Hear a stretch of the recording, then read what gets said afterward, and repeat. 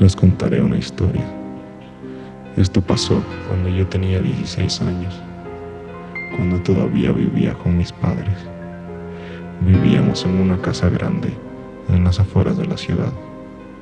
Los vecinos, Clara y Benito, eran una pareja mayor de unos 60 años, con los que siempre habíamos tenido una buena relación.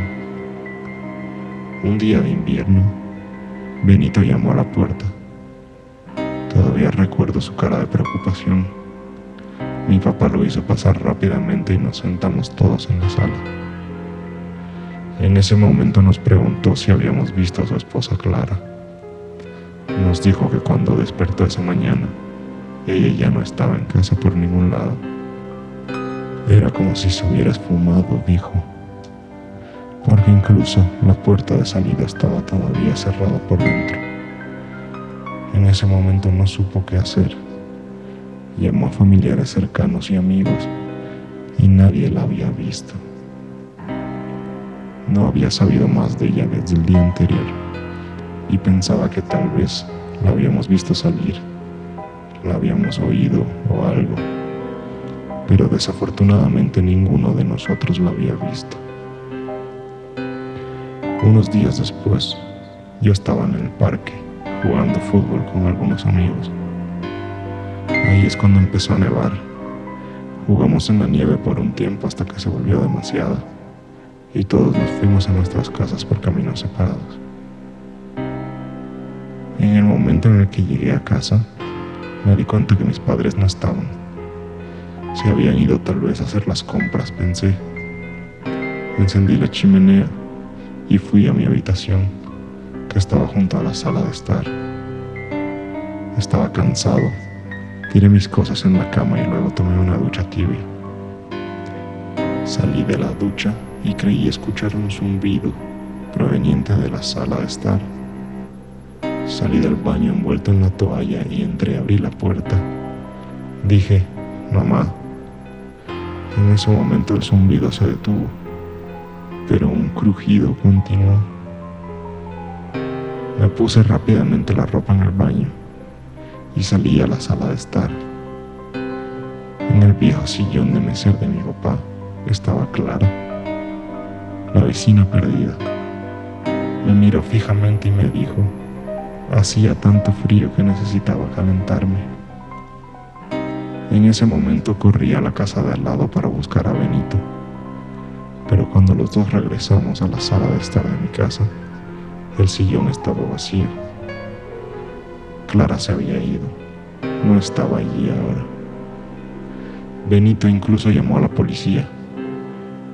Después de que los oficiales revisaron todo, dijeron que no había indicio de que alguien más hubiera estado allí. Tenía miedo de que Benito pensara que me había inventado todo. En ese momento me sentí muy confundido y hasta asustado. Yo la había visto allí en la sala de mi casa, en el sillón de mesero de mi padre. No tenía duda de ello. Pero lo peor no terminó allí. La parte realmente aterradora y perturbadora no sucedió hasta el día siguiente, cuando por la mañana salí al pasillo lateral de la casa en busca de mi balón de fútbol. El pasillo se conectaba con la casa de Benito y Clara, con una pequeña puerta de emergencia. En el instante en el que salí, sentí un olor bastante asqueroso, como podrido. Miré hacia la puerta de emergencia. Estaba entreabierta y había un bulto en el suelo. Me acerqué lentamente. A medida que me acercaba, el olor comenzaba a ser más insoportable y veía que el bulto se iba pareciendo más y más a una persona, pero en una posición bastante antinatural.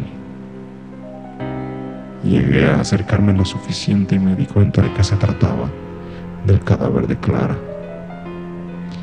Parecía haberse tropezado y cortado la cabeza con algún objeto afilado. Cuando la encontré, llamé inmediatamente a mis padres. Cuando ellos llamaron a la policía, vinieron los oficiales del día anterior. además de forenses e investigadores. La cosa es que después de hacer las operaciones correspondientes, se consideró que el cuerpo había estado muerto durante al menos 3 días. Pero yo lo había visto muy claramente el día anterior, sentada en la sala de mi casa.